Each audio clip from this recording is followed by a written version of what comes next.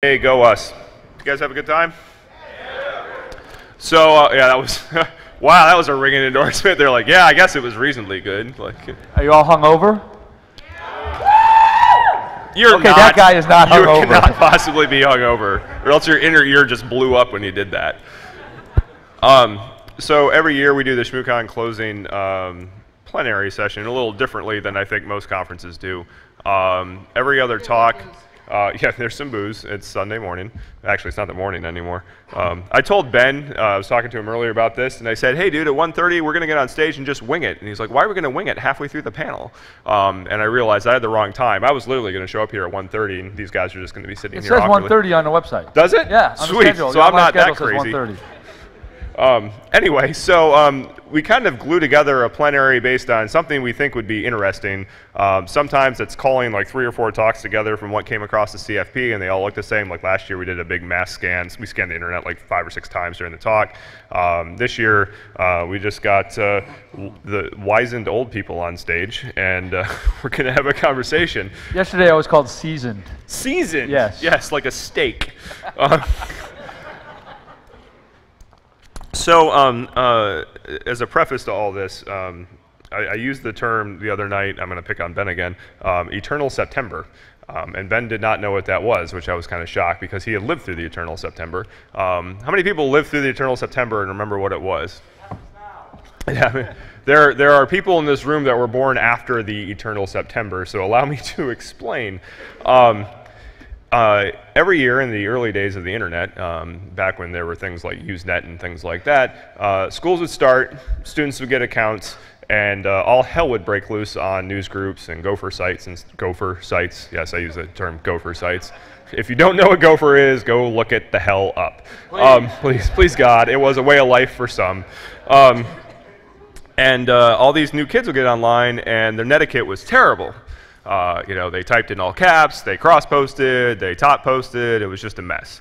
And it would take a couple weeks to beat the hell out of these kids and get them to understand, like, this is the way the internet works, damn it, and you're going to conform to our ways. And after, you know, September ended and October came around, people were generally more well-behaved on the internet. And then September of 1993 happened. And that was the grand commercialization of the internet. AOL was coming on board full force. And the September of 1993 never ended.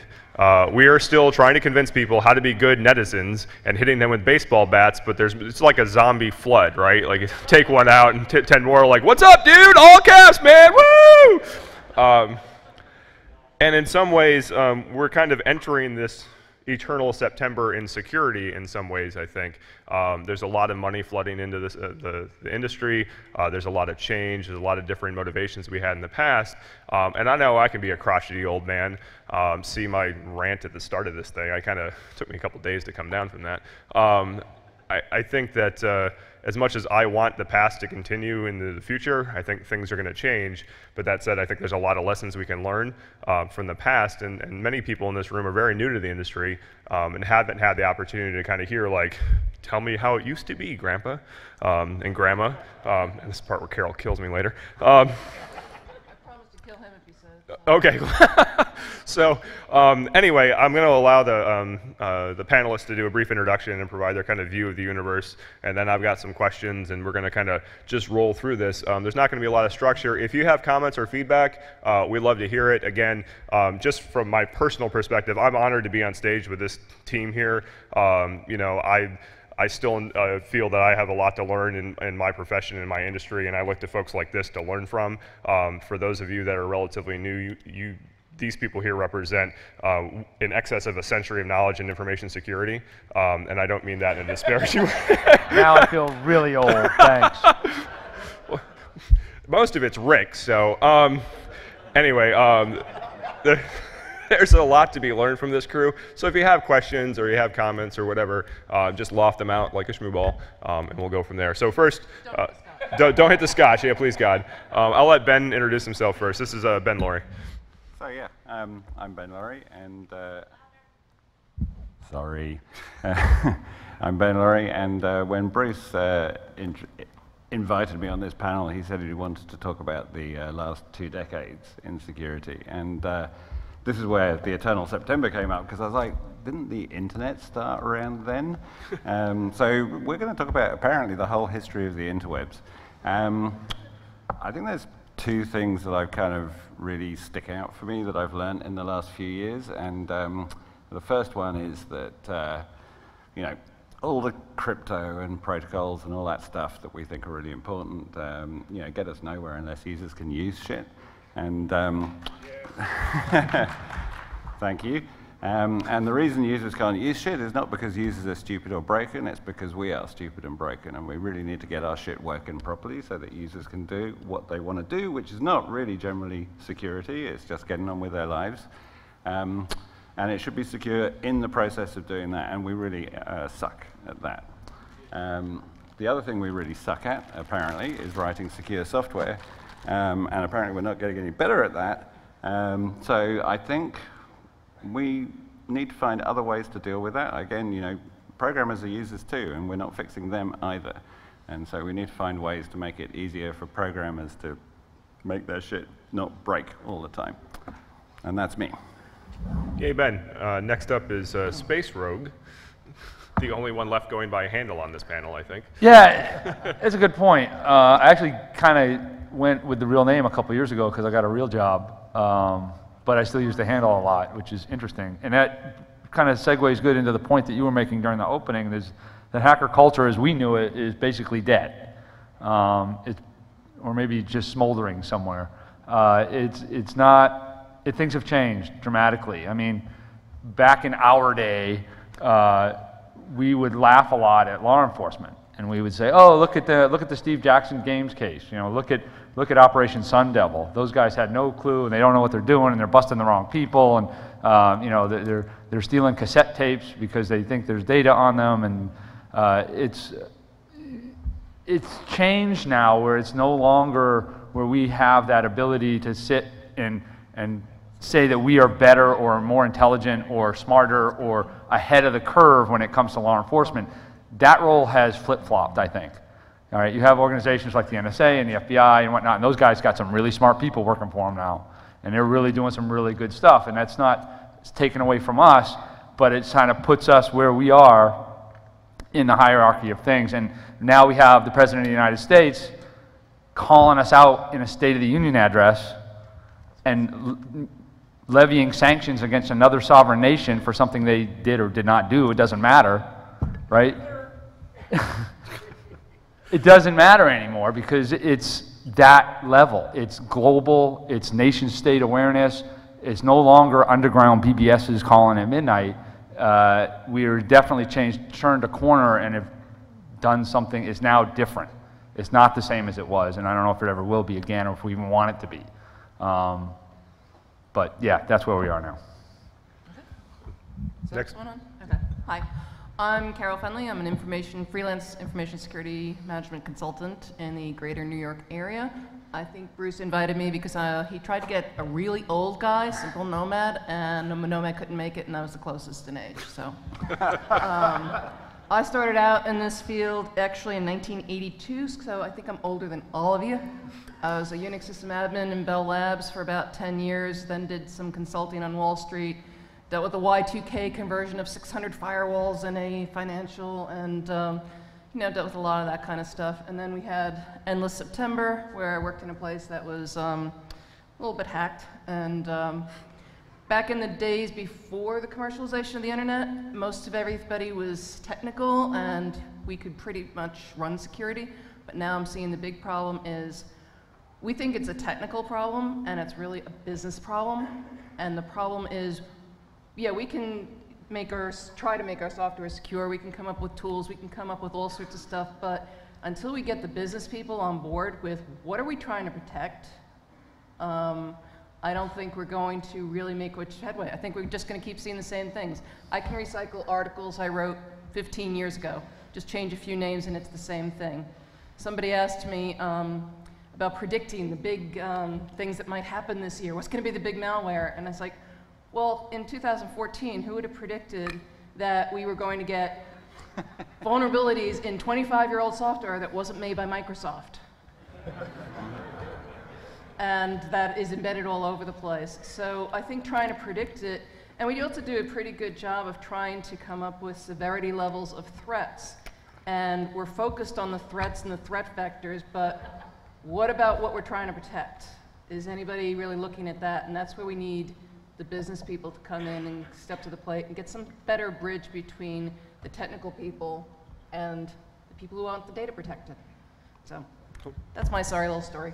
Thanks, girl. Turn it over to youngster Rick. Thank you, Don't Carol. say it. Somebody's dead. Who's digging the grave? Everyone's in denial of their age. Let's just be real clear about this. We're like, I'm at least 10 years older than all of you, so well, that's probably true. Thank you, thank you, Carol. I have no problem with it.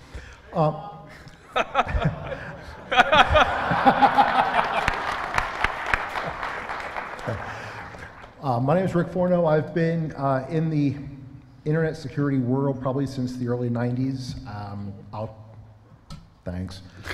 I think my first major exposure to the field was the raid at Pentagon City back in 93, 94, 92, 91.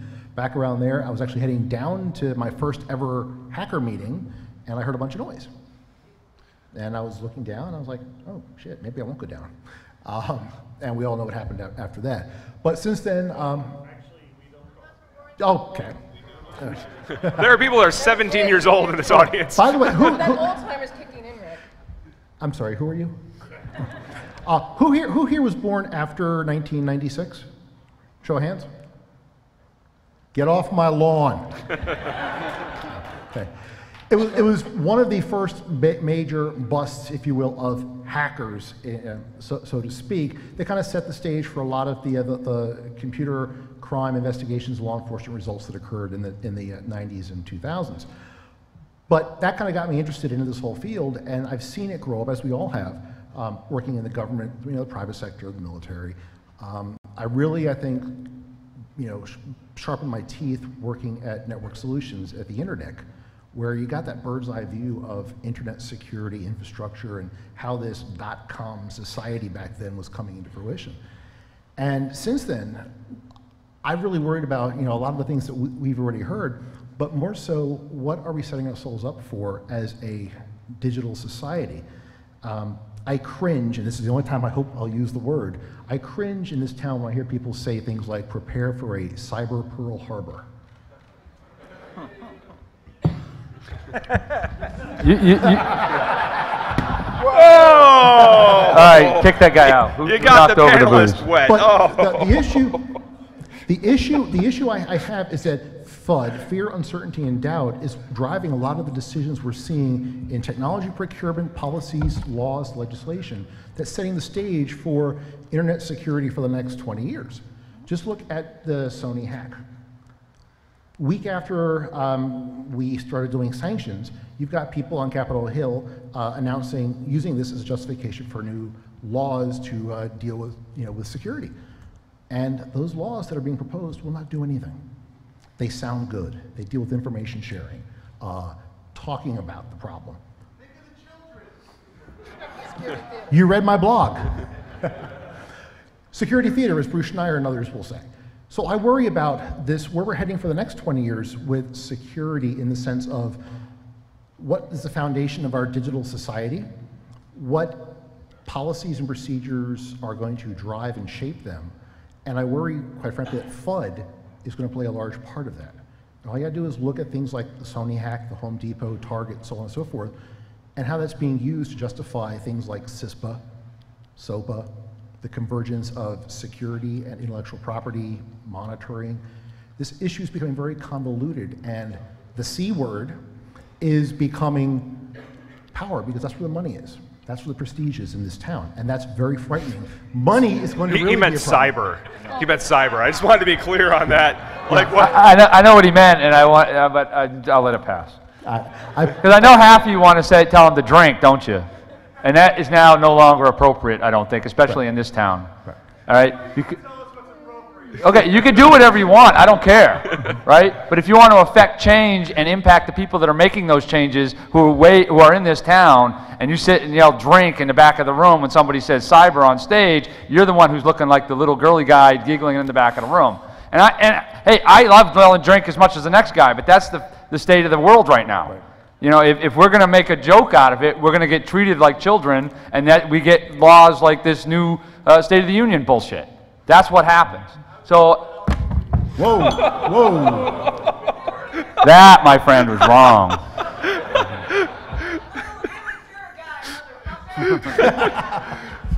Thank you. Called out his bias on that. Anyway, this conversation's gone to great places already. Holy shit. And Ben is just destroyed. Like, you could cover The table's it. already a mess. Following up on what Rick was I'll move saying my phone off about, the table. you know, the knee-jerk reactions and everything, we were talking about this a little bit this morning, is it's taking the onus off of the business units like Sony and saying, hey, it's not their fault. You know, it's all these cyber threats and these hackers and all these other things and nation states doing this. Where's Sony's responsibility to secure their networks? Not just Sony, I mean, it's anybody's. Is it possible to secure your network? Okay, not entirely, but there is some basic due diligence. JP Morgan Chase got hacked. How much did they spend on security? Arguably, some of it was spent in the right direction, and they got owned, right? Like, I don't believe that you can say, it's not like it absolves them of not doing anything, but like, hey, we're on the wrong end of this from a defensive perspective, so I don't know that you can blame the victim on this if they're doing anything that looks like best practices at all. I don't know what the hell Sony was doing, to be clear. What public rumor is, it wasn't very good, but I don't know that you can put the onus on the company and say, it's your fault for getting hacked. If you have advisors that you're paying to advise you on your security, and you don't listen to their advice, and then suddenly you get hacked, whose fault is it? Like, how many people are in an organization that is trying to get patching done and trying to say, hey, let's take care of that SSL problem, and they're getting pushback from the business units of, no, we can't afford the downtime. You know? No, I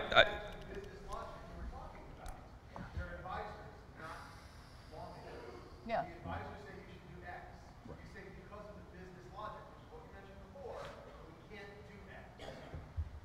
Right, and from an advisory perspective, I mean, to be frank, we're kind of an industry of prima donnas and sometimes. Like, security is really important. You got to secure this. You got to do this. You got to do this. And I think that there's been a lot of, you know, crying wolf from the security industry for years. And now that the wolf's actually here, it's a little harder to get traction, even at the executive level. I mean, that's been my experience, is that the advisors can say stuff all day long, but whether or not anybody's listening, you know, we've polluted the water for so long, it's hard to make the case. Well, we also, high-profile companies 2 years before they got owned, and we had a solution that if it wouldn't have prevented the ownage, at least it would have helped them catch it faster and mitigate it. And they said to us 2 years before this happened, this is too expensive, we will never get the budget for it. 2 years later, now they have the budget for it after they're on the front. Yeah, exactly. So the problem with that is you have to change the incentives. So there's no incentive for them to put it out there at the beginning because of the cost, right? The cost against the unknown. What you have to do is incentivize them in a different way, which either raise their business because your customers are leaving them, like say Target. So if security isn't important, customers leave. You have to try and incentivize the customers to do something and choose businesses that are putting security first, or else the business won't change because it's always, almost always at the moment, cheaper to come in after the fact. This argument's at least 25 years old, if not older. Yeah. We've all had this argument with our own companies. but I think some of the other problem is the technical people sometimes do a really shitty job of explaining things to the business people in terms that they'd understand. Sorry. Carol in stereo. You know, if you go, you've got 1,800 critical vulnerabilities on your network. Well, what the hell does that mean? So, Some of us technical people can explain this to a lot of these business people. They choose not to listen most of the time. I believe that. They just don't want to hear it. They're like, internet. Yeah. well, so wait. Hey, I'm going to try to not be myself too much. But Happy birthday, Jack. Happy birthday. Happy birthday to you. Happy birthday to you.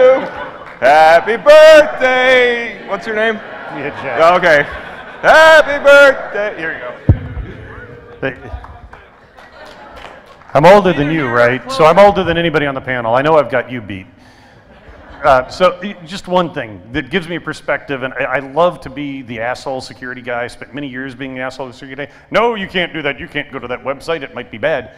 But in my past life in the car business, I had to renew the firewall subscriptions 1 year. I also had employees that were responsible, about 84 people that were under me. And I looked at the books and I realized the owner wasn't lying when she said, oh, you can do that as long as you don't want to make payroll this week. You tell them. And so the money thing, it's not magical. I'm not saying that businesses aren't short-sighted and all that, but just really, if you haven't been in that place, which like some of us are, as a matter of fact, a lot more, because I'm looking at Bruce, because you like run a business and shit now, right? And it's like, oh shit, maybe there was a reason that they deprioritized these things. And if we can explain the economics of it, that's a big deal. And I'm gonna shut up now, because I can rant forever, and you guys are good at it, but that's just, yeah, we need to be better, but there is sometimes a legitimate reason for not spending the money. Right. And that actually goes back to what was one of the big arguments or complaints in the 90s about the credit card companies. They would eat billions of dollars in credit card losses. They still do. They still do. To keep it quiet and not to admit that in court proceedings and let it get out. Cost of doing business. Will that ever change? I don't know. It's working for them. So I think this gets to Ben's point, though, regarding building better technologies that aren't sawed-off shotguns aimed at your own feet. I think that users aren't going to get any more smart, and they shouldn't have to be, right? Like, users should be allowed to open up their computer, use it. Users can click anything they want. Damn right. Like, and they should have the ability to do that. And developers are psychotic, and they're doing things like CI/CD and DevOps, which take IT out of the loop, which are IT's gatekeepers in a lot of ways, right? And without the gatekeepers, the developers run the shop. That's terrifying. And they don't make good security decisions. But at the end of the day, like, they shouldn't be able to make decisions that are security wrong, right? But we're still using C, we're still using PHP, and then we're inventing this whole universe of things around, like, CI/CD, where you load your Amazon credentials into something, and this magic box provisions everything. It does all this stuff, and God help you if that magic box gets compromised. What was that Code Safe or whatever the hell that company was that, what? Code Spaces. That was a company that used to exist, right? And then their AWS credentials got stolen, and their data center got blown up. Oh my God, so they didn't use two-factor. Like, why is it even an option from Amazon then? Like, honest to God, like with AWS, if you don't use two-factor, you are a password away from blowing up your data center. That's the equivalent to it. You would never do that in real life, but people do it all the time, and these developers shouldn't be able to be that stupid, right? Can't stop stupid. Right, but we can make it so stupid doesn't matter. Exactly. So stupid's not the default. So I don't care, let them be dumb. I just want to argue with Bruce for a moment here, because yay.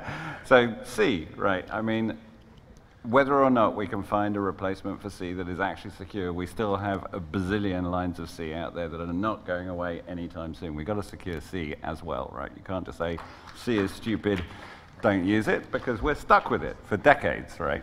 Oh, it's still stuck on IPv4 too. I think IPv6 is a lie, but that's a whole different thing. Yeah! The cake is a lie. I want to shift gears for a minute because I'm afraid that if I let this continue, we're going to have a fight. So instead, I'm going to pick a different fight. So we have, as information security professionals, we talk a lot about privacy and civil liberties and protecting ourselves and that kind of thing. And then we often have that conversation on Twitter and Facebook and places like that. And we use all kinds of Google products. And, it's interesting to me, and I can't really deconflict the hypocrisy that I see in the community with respect to complaining about the encroachment of our personal privacy and civil liberties from a nation-state perspective, and yet from a private industry perspective, we seem more than happy to give it all up for the fact of just being able to post on Facebook and talk with our friends. So I was wondering if the panelists have any, because I think all of us are on social media in some way, shape, or form, but you're the only one, again, like we talk about personal privacy. I use my real name, he uses his real name, you use your real name, everybody knows who you are. You're not really well. If there's an alias that's not well hidden, this guy, until he outed himself. Yeah, so up until about 3 years ago, if you attempted, it was possible to figure out my real name if you knew where to look and what to look for. And a couple of people figured it out, and it wasn't a big deal. But most people never bothered. And I took really great pains to keep that hidden. And when I traveled for Symantec one time, sorry, it's just a mistake. They actually had a guy show up at the airport to pick me up with a sign that said Space Rogue, because they didn't know my real name. But then you can't get paid though as Space Rogue. You can't open a bank account as Space Rogue. I suppose I probably could if I really tried, but I do have a LinkedIn account as Space Rogue, even though they don't allow real names. So if anybody's here from LinkedIn, I'd appreciate you not deleting me. But it's an interesting point, and I remember, like, I think it was 93, 94, when Intel came out with I think it was the Pentium 3, that had the embedded unique identifier chip in it. People went holy batshit over that. Oh, yeah. It's just a little identifier, just a number, whatever, People now wouldn't even blink an eye if that happened. Actually, it probably is now happening with new Intel chips, I don't know. But I'm like, what the fuck happened in 10 years? We went from, oh my God, you can't put an ID chip in my computer, to, oh, here's all my information, I'm just going to give it to you. So I don't know. If anybody else has anything to say? I think it's all about usability again. Everyone uses this stuff because it's usable, it's easy, it does the job that you want to get done. And the secure alternatives that do the job that you want to get done are a pain in the ass to use, and that's why you don't use them. No, I mean, sure. I mean, if you want to use a encrypted chat, or encrypted email, it's still like pushing a rock uphill to encrypt email, and it's mind-boggling. But at the same token, like a couple years ago, and this is no offense to TT and DEF CON, but DEF CON contests. When they were organizing the contest, we had to go to Facebook to post information about the contest.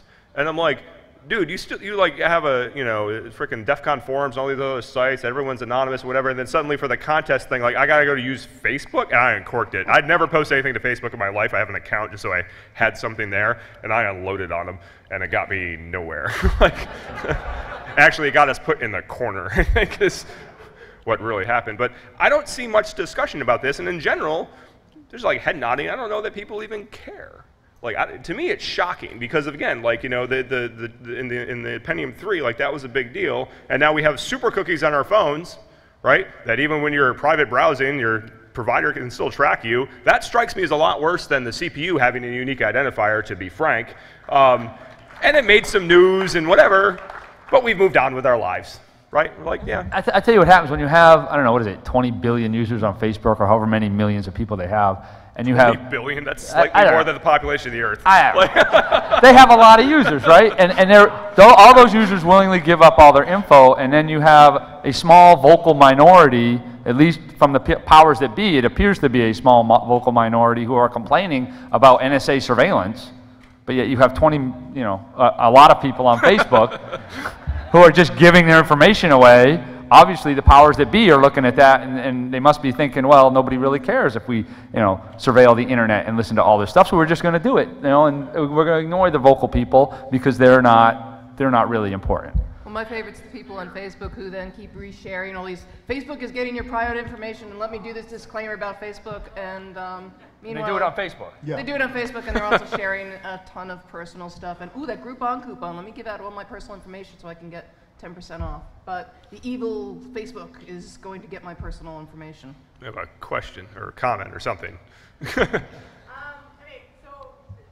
kind of two questions. And I'm going to preface it by saying that there is, on the spectrum of technical to business side, I am way on the business side. Like, there is a really high probability I'm the least qualified person in this room. No, there are many other lower qualified people. Did I mention that hacker culture has changed? Yeah. You know your limitations, that qualifies you right there. Exactly. Statistical proof that I'm smart, but I'm learning. And it is an incredibly overwhelming world to tiptoe into. Like, the second you start learning, all you do is realize how much you don't know. And I hope that I never really do that. That's how you know you're learning. But it is so vast. There are all these languages. So I think that businesses, like when I go in on a consulting project, there are people who want to just have the ostrich approach for security. Like they want to shove their head in the sand and not have to deal because it is more scary to realize all the places that they can, pardon my French, be fucked. And That's not French. two questions are, one, in a non-violent way, do you as long-term professionals in the space see a way to not necessarily, this doesn't have to be educate everyone, but to make things less scary? And then B, when I think of that from a business side, I typically, and I think it's crap, but I typically think like, okay, maybe someone will come up with an insurance bridge that could like protect Sony. And I know that there is network security insurance, but how viable and how effective do you guys think it is? Where could the growth capacity be for that? How can this be less scary? Because technology is the way of the future, and I quite frankly am scared that it's going to become a larger disparity gap than income or than the achievement gap, that the idea that some people understand how the world is moving and shifting and everyone else doesn't is scary. So that was like 6 questions. I just wanted to be clear, like I was counting in my pocket. I'm like, yeah, it was like 6. I can So- take. Yeah, I was gonna say for the stream that she just asked, like security's hard, right? I could take part of that, and I know security awareness stuff has been done to death, and I've been part of security awareness programs that were complete bullshit. It was just, way that they can get metrics to have people show up at security training that is choose good passwords and use your password like your toothbrush, change it, and that kind of crap. But I think a meaningful kind of workshop that would have some of the business people and the technical people in an organization in a room go through some scenarios of some potential attacks that might happen on your network and talk about how that would really impact you. For example, as mentioned, I came out of the Ivy Tower of Bell Labs where we were all about absolute security. Steve Belvin and I were in a panel together and we're looking at, really how to make something as secure as possible. Then I go to work on a trading floor and I'm talking about, oh, this network connection has got to be secure. And somebody said, no, it's got to be secure enough because if a trade doesn't go through in time, we're going to get fined by the SEC. And that kind of opened my eyes to the fact that it's not always about absolute security, it's really risk management, and we need to understand what the business drivers are, but until you get those people in the same room, I don't think you're going to get any meaningful progress.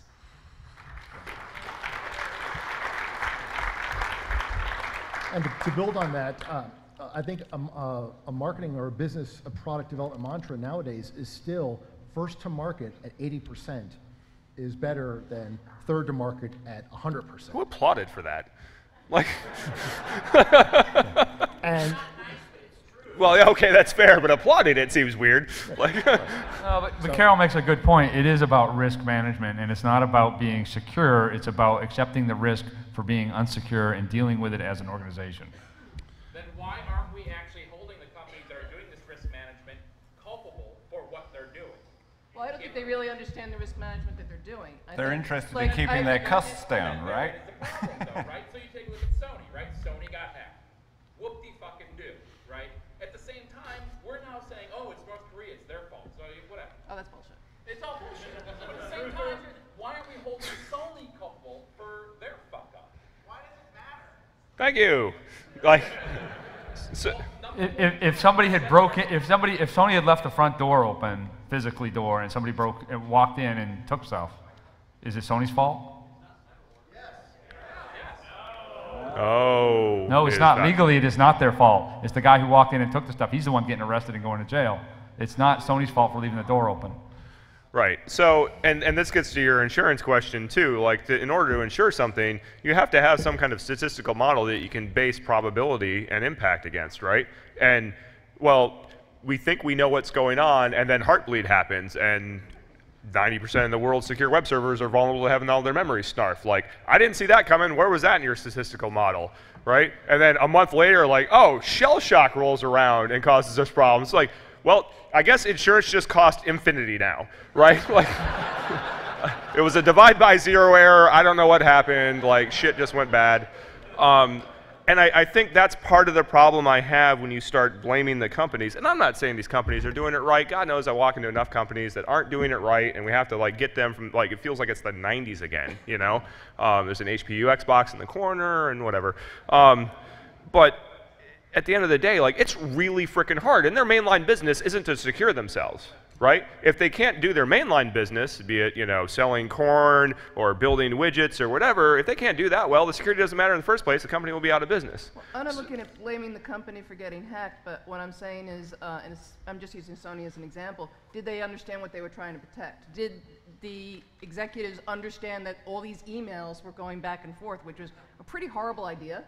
I mean, who thinks about protecting email? I don't consider email secure, but if they really knew what the content of those emails were, maybe they'd have had a better policy, better approach, or better awareness of their business practices. Does anyone have an email form in their company that's secure and encrypts all email?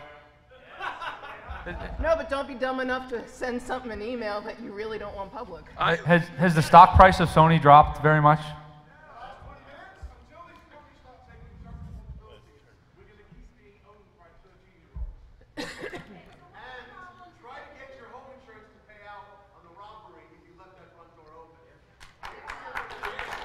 Right, that's insurance. That's not liability. That's I mean, not that's not criminality. Yeah. This woman's going to come back there and smack you, Quali, and we're going to let her talk. So.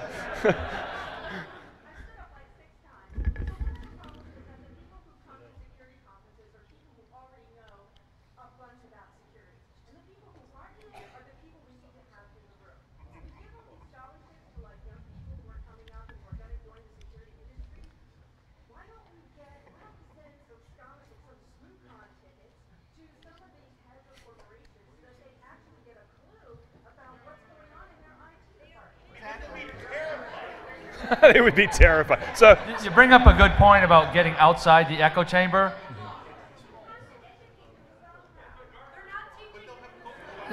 You bring up a good point about getting outside the echo chamber, and one way that we can do that, all of us can do that, is go speak at non-security cons. Yes. All right? Yes. You may not get accepted at ShmooCon. You may not be able to get accepted at DEF CON or PumpCon or any of these other security cons, but you can get accepted at the medical device conference. Right? You will get accepted at, what was the conference here today? The political science conference. Like, if you submit a security conference, a security talk to one of these conferences, I'll almost guarantee that you will get accepted and be able to speak and educate a couple hundred people in the room at a time, and you're outside the echo chamber. And that's a huge thing. I know in academia, there's a big push towards making security interdisciplinary. It's not just the hands-on keyboard anymore. It's economics, it's sociology. You know, get into the mind of the bad guys and the good guys. So you're exactly right. Conferences, presentations, education doesn't need to take place at security-only conferences. Get the word out any way you can in any venue that you can and make a difference that way. Yeah, and actually I had that where Andrea Metwishin, who's around here somewhere, invited me to speak at Wharton School of Business. This was not a security conference, not technical people, all lawyers and business people, and a few of us came on and talked about security to help them get more awareness. So I think it's a good point too.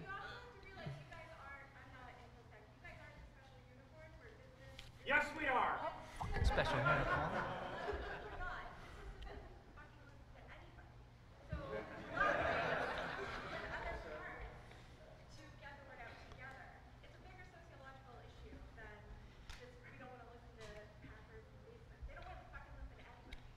right, they want to make money and build their product. Well, they don't want to be the next Sony either. Yeah. No, they don't care. There's been no. Hold on. There's been no impact from these breaches, not in a meaningful way. They don't want the media. The media, everybody knows that Sony Pictures Entertainment is a thing, and there was a movie called Shitty, or whatever it was called, and everybody went to go see it. They couldn't have bought it better. They'll be better in the long run for this. The only accountability we're seeing is how many years of credit monitoring you get being a victim. Well, sir, that's debatable. You want the mic? Yeah, come on up and grab the mic. That's the initiative I like to see. This guy's got a bird hanging from his leg. This is great. I wouldn't walk too far. We'll get feedback and we'll all be deaf. So I'm probably not qualified to speak on the subject, but I'm just going to say the best incentive for businesses would be, one, financially, which Sony can definitely say they've been hit financially really hard, but two, and we all made crap on the White House's proposal for legislative changes, but that's where this is heading. We've had a long time to fix it. They're all pointing at us and saying we haven't fixed it. Each of the panel members could be in an elected position to make changes. So we can't just sit back and say we can't fix it and throw our hands up in the air and say government's not the answer, because they're going to push forward. They're going to legislate anyway. That's exactly right. And we all have the active duty to be a part of that process. We can't just say government sucks and throw our hands up. You can use this one, Ricky. So I think, let me quick go response ahead. to that. Yeah. Speaking of the echo chamber, the problem with, and I agree with what you said, the problem is the echo chamber is alive and well in this town. So when you start having the hearings on CISPA or Secure IT or any other cutesy named congressional legislation, you're going to have the same talking heads from industry, private sector, the lobbyist groups, saying the exact same things that if you go back to the congressional record have been said probably for 15, 20 years. So I'm not that optimistic that the legislative process will improve, but you'll see more laws enacted that won't really do much to improve security. Right. But people will make money off of it. Oh, absolutely, always profit. We got red-shirted ensign back there. Yeah.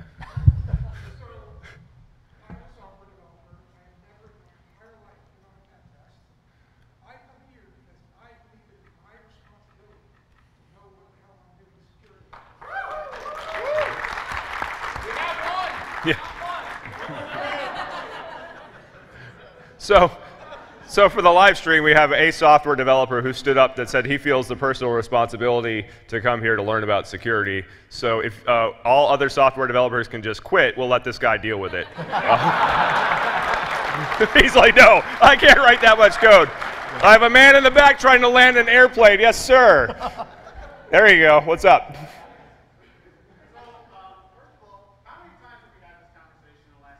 Woohoo! Lots. Last 20 years. 5 years? 30 years for some of us. Yeah.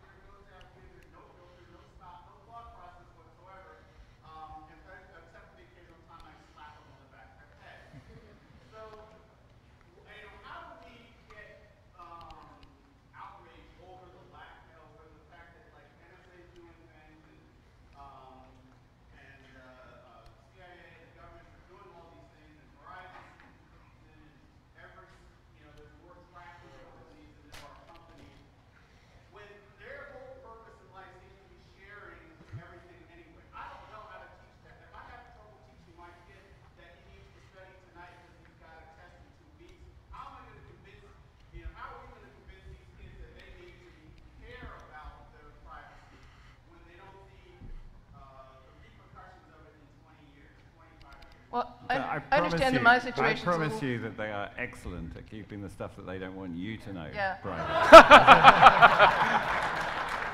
My situation's a little bit exceptional. My daughter's now 21, never posts a thing on Facebook, and gets irritated if I tag her in a picture at all. But then again, she's been going to Black Hat since she was 8 years old and was the youngest ever speaker at Black Hat. So she's been hearing about all these horrible things, and she's actually terrified of social media. So talk about security awareness from a very young age, you know. So here's my view on this. I think as technology has progressed from the time that we figured out fire and the wheel, our privacy has been eroded. You know, before we had horses and buggies, I could live in the woods and people couldn't come find me, and then suddenly they could come find me faster. And then there was telegraphs, and people could send me a message wherever I was with a guy with a little hat who would read me the telegram. That's how it worked, right? I'm really fuzzy on telegram history. I learned it all from movies, though it seems correct. So I think that we're going to continue to become more interconnected, and there's nothing that's going to stop it. I got a 4-year-old who can figure out any game on an iPad in about 8.5 seconds. I think he's going to grow up oblivious to the privacy concerns that I feel are outrageous, and I'm super curious what he's going to think are violations of his privacy in that space, right? I can't even fathom in 20 years what he's going to be wrangled up about when it comes to personal privacy and civil liberties. Me, God damn it, Dad. Wait till he's 12 and you start looking at his web browsing logs. Right. His web browsing logs are all just trying to buy more games. But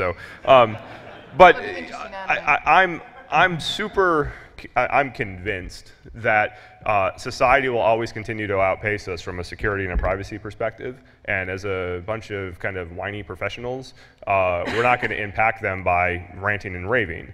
There's really 2 giant levers that you can pull. One is legislative and law, and we know how that ends, and it's not well. We still have the DMCA. It's alive today. And other things are still alive, and there'll be more, and they'll be worse, because the legislating is hard, and oftentimes they get it wrong no matter what it is. The other is technology, right?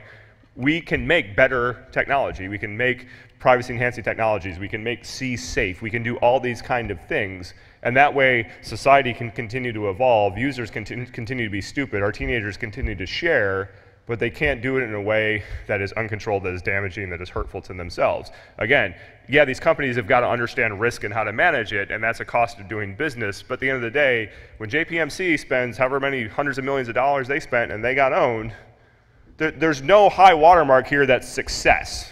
It's all failure. So why would we hold them? I mean, we're failing because we're not building systems that allow them to have a success bar.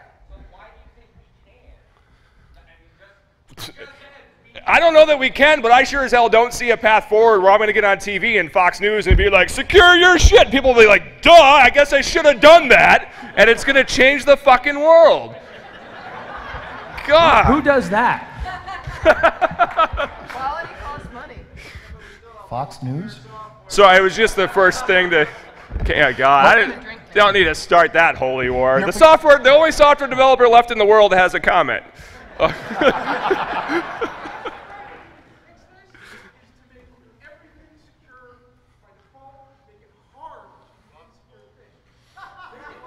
Oh, look, a unicorn.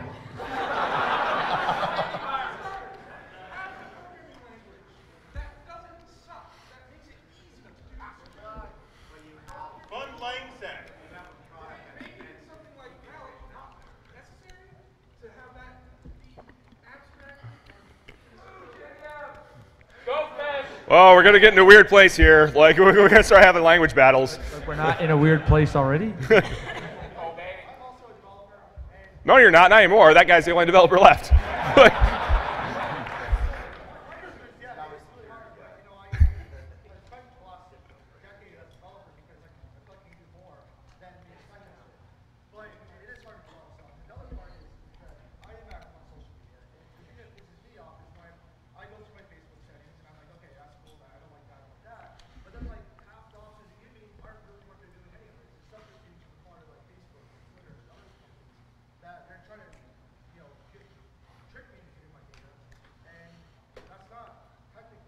Trick you into giving your data? By what, putting first name and you enter it in?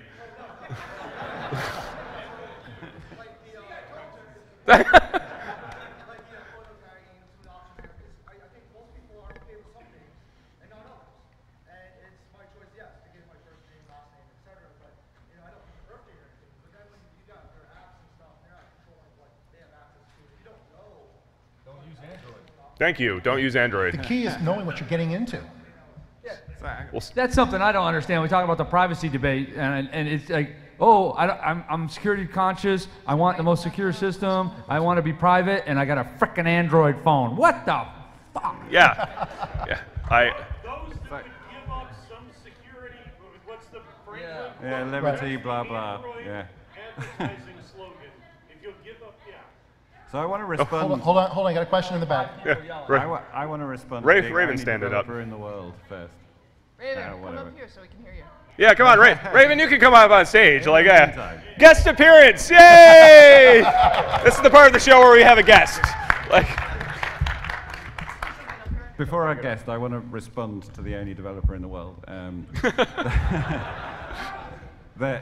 crashing. The reason we can't give you stuff that makes everything you do inherently secure is because there is no such thing as inherently secure. There is no action which is a secure action or an insecure action. It's all contextual, and we just can't capture that in a programming language. I agree that we can make it easier. So my point about the privacy question is it's not just your information that you're choosing to give up. You know, in a connected society, we all know things about our friends. I'm not on Facebook. I do not have a Facebook account. Every so often, a fake Raven Alder will pop up on Facebook, and my hacker friends, bless their heart, will connect to it and say, oh yeah, remember that time at DEF CON with the inflatable sheep? So many people have your information. Many of them mean well, and they will happily give it up to anyone that they think looks remotely like you. And that problem is only going to get worse as time goes on. So what I've done with that, besides not being on places in social media that I feel are going to not handle my information well, is to try to have a risk management plan for, when my non-technical father, bless his heart, decides that he wants to talk to Black Hat 47, who is currently Raven Alder on Facebook, that, what am I going to do with what that happens and what that says? And I try to be mindful when communicating information about my friends that, maybe I don't want to buddy-buddy to this total stranger and tell them embarrassing stories about my friend who's going to get really pissed off. But not everyone is that mindful, and you have to be prepared for that. So a lot of people know that I got married this summer, and well, I don't have a Facebook account, thank you. My wife does, all right? And she, and my friends do. Most of my friends don't know enough not to post pictures, but my wife is posting pictures, all right? She's posting wedding pictures, she's tagging my face all over the place, she's mailing them to her. I can't tell my wife not to use Facebook. Like, that's not... Like, well, you can, but you may not have a wife. And you know how this works. You can't tell Heidi anything, right? I can't tell my wife anything. Right? She's not here right now. Oh, yes, Thank God. But, all right, but how many people on Twitter delete your DMs? Like, I know my Twitter account is going to get popped eventually. I'm not leaving all those private conversations about all those bad things I said about people in DM laying around for people to find. It's kind of a jerk. And I know they pop up every now and then because Twitter doesn't actually delete them, but I go back and delete them again. So anyway, I'm ranting. Raven, if I may ask, what kind of phone do you use? I have a black phone on order. Oh, there you go. All right. What? That's a private question, sir. Hey, Heidi's here, by the way. All right, we're getting long in the tooth, and I think we're going to go, as the gentleman in the back so kindly pointed out, we rehashed some things that have been hashed out already over the last, since we started. And I think that's somewhat telling, and I think in some ways I was hoping this would be a charge to you all to go out and try to make a difference. And again, I'm a big fan that whining and complaining doesn't get anything solved. Action does, and the longer standing the impact of the action, the better off we all are. So I would encourage you to try to go forward and my wife's leaving me heads of animals. Yeah, he is on Twitter. Like he said, that's the thing. Like there's like a holier than thou. Like I'm not on Facebook, son of a bitch. I'll get into a Twitter war like that. Like. Hey Bruce, before you parting shots. I got one quick word to Carol. Sure. Cyber. Choose your poison. Thank you. Are there any other parting shots besides cyber from the panel? I already said my piece. I'll let it slide. All right. No, I've given up on it too. It's like we had the whole hacker-cracker debate and all that other. Wow, we haven't had that debate in a while. Yeah. Like I think we pretty well. Put something to bed. We lost it actually. Cyber is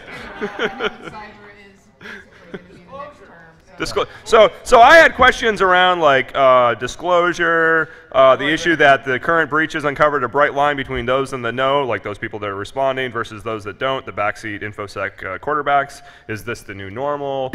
What's the impact of the current Microsoft and Google discussion on disclosure, and is responsible disclosure the conversation back? But honestly, I think that's better left for some other time when we have another hour, because and more booze. We can just do it on Twitter, because in 140 characters, I'm sure we can rationally debate disclosure.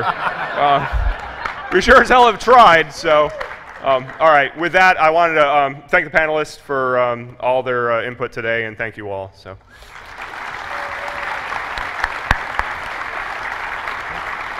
you like to thank them properly? Oh yeah, I'm sorry. I need to. Oh, right. In the as is the tradition of my forefathers, I have slain animals and will be providing them to you. These are smaller than normal because it was a panel. We try to give like the keynote speaker one that's large enough you can't stuff in a drawer. Like that's the thing, like you want like the most annoyingly large thing to give to a keynote person because they have no choice but to display it or throw it away. That's the only two, it's a binary decision, they won't throw it away, so you're gonna walk into somebody's office and there's a stuffed moose head on the wall. You're like, oh, you were a ShmooCon keynote speaker. But these are actually small enough that you could hide them if you so chose, but we would hope that you would not suffocate on the bag. Here, just I'm gonna give it to you. Not you. Hand it down. You don't. Not you, what, you give him one to... Yo, there it is. All right, there we go. All right, now we're out. Thank you very much, and we'll do closing in just a minute. Did she take away your voice? Raven gets mine. More for the carry-on.